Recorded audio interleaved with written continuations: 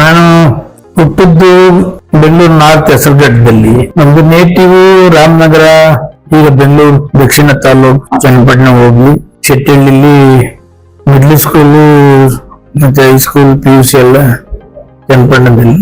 Degree government science college, LLB incomplete Vipuram law college. Sir, ಅಲ್ಲಿ ವಾತಾವರಣ ಅಂತ ಹೇಳಿದಾಗ ಮಕ್ಳ ಜೊತೆ ಎಲ್ಲ ಆಡಕ್ ಹೋಗ್ತಾ ಇದ್ದಿದ್ದು ಅವೆಲ್ಲ ಇಲ್ಲ, ಆ ತರದ್ದೇನು ಆಕ್ಟಿವಿಟೀಸ್ ಇರ್ಲಿಲ್ಲ. ಸ್ವಲ್ಪ ಸಣ್ಣ ಪುಟ್ಟದ್ದು ಆಕ್ಟಿವಿಟೀಸ್.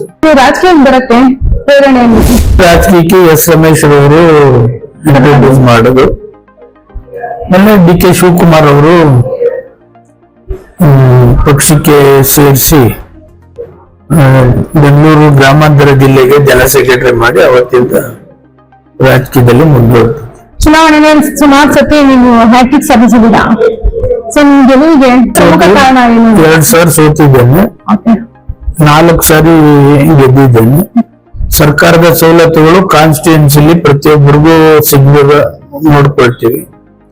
ಯಾವಾಗ ಅವರ ಎಲ್ಲ ಪ್ರತಿಯೊಂದು ಪರ್ಸನಲ್ ಕಾರ್ಯಕ್ರಮಗಳು ಕೂಡ ಅಟೆಂಡ್ ಮಾಡ್ತೀನಿ. ಪಕ್ಷಶಾಸ್ತ್ರಕ್ಕಿಂತ ಜನಶಾಸ್ತ್ರ ಮುಖ್ಯ ಅಂದ್ರೆ ಎಷ್ಟು ನಂಬ್ತೀರಾ? ಪಕ್ಷ ಇಂಪಾರ್ಟೆಂಟ್, ಪಕ್ಷದ್ದು ಗುರುತಿರ್ಬೇಕಾಗ್ತದೆ. ಬಿಜೆಪಿಯಲ್ಲಿ ನಿಮ್ಗೆ ವಾರ್ನಿಂಗ್ ಕೊಟ್ಟರು ಕೂಡ ನೀವು ಕಾಂಗ್ರೆಸ್ ಪಕ್ಷದಲ್ಲಿ ತೊಡಸ್ಕೊಂಡಿದ್ದೀರಾ ಅನ್ನೋದೊಂದು ಆರೋಪ ಇದೆ.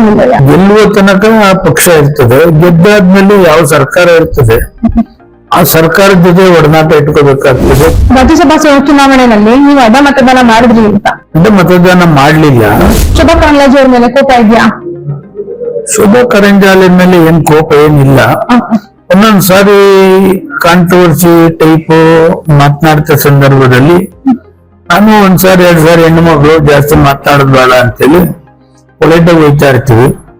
ಅವರು ಅದನ್ನೇ ಓವರ್ ಆಗಿ ಕಾಂಟ್ರವರ್ಸಿ ಮಾಡತಕ್ಕಂಥದ್ದು, ಕ್ರಿಟಿಸೈಸ್ ಮಾಡತಕ್ಕಂಥದ್ದು ಮಾಡಿದಾಗ ನಾವು ಅದೇ ದಾಟಿಲಿ ಅವಳಿಗೆ ರಿಪ್ಲೈ ಕೊಡ್ಬೇಕಾಗ್ತದೆ. ಬಿಜೆಪಿಯಿಂದ ಅತೃಪ್ತ ಶಾಸಕರಿದ್ದಾರೆ, ಅವ್ರ ಜೊತೆ ನಿಮ್ಗೆ ಏನಾದ್ರು ಒಡನಾಟ ಇದೆ, ಟೆಚ್ಚಿಟ್ಕೊಂಡಿದ್ದೀರಾ ಅವ್ರ ಜೊತೆ? 100% ಅವರು ನಮ್ ಸಂಬಂಧನೇ ಇಲ್ಲ. ಅವರೆಲ್ಲ ಅತೃಪ್ತರು, ನಾನೇನು ಅತೃಪ್ತ ಅಲ್ಲ. ಅವ್ರಿಗೂ ನಮ್ಗೇನ್ ಸಂಬಂಧ ಇಲ್ಲ. ಅವರು ನಮ್ಮ ಜೊತೆಲಿ ಇಲ್ಲ, ನಾವು ಅವ್ರ ಜೊತೆಲಿ ಏನ್ ಸಂಬಂಧ ಏನಿಲ್ಲ. ಸರ್, ಹಾಗೆ ನೀವು ಸಹಕಾರ ಸಚಿವರಾಗಿದ್ರಿ, ಆ ಸಹಕಾರ ಕ್ಷೇತ್ರಕ್ಕೆ ನಿಮ್ಮ ಕೊಡುಗೆ ತಿಳಿಸಬಹುದಾ? ಕೋಆಪರೇಟಿವ್ ಮಿನಿಸ್ಟರ್ ಆದ್ಮೇಲೆ ಯಶಸ್ವಿನಿ ಯೋಜನೆ ನಿಂತೋಗಿತ್ತು.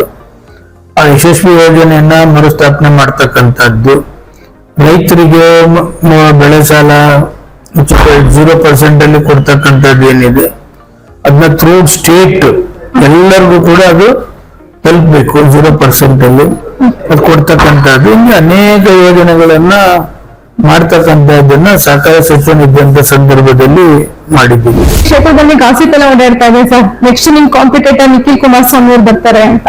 ಇದು ಚುನಾವಣೆ ಆದ್ಮೇಲೆ ವಿರೋಧಿಗಳು ಯಾರು ಬರ್ತಾರೆ ಅಂತಕ್ಕಂಥದ್ದಲ್ಲ, ಯಾರಾದ್ರೂ ನಿಂತ್ಕೊಳ್ಳಿ, ನಿಖಿಲ್ ಸ್ವಾಮಿನಾರ ನಿಂತ್ಕೊಳ್ಳಿ, ಬೇರೆ ನಿಂತ್ಕೊಳ್ಳಿ.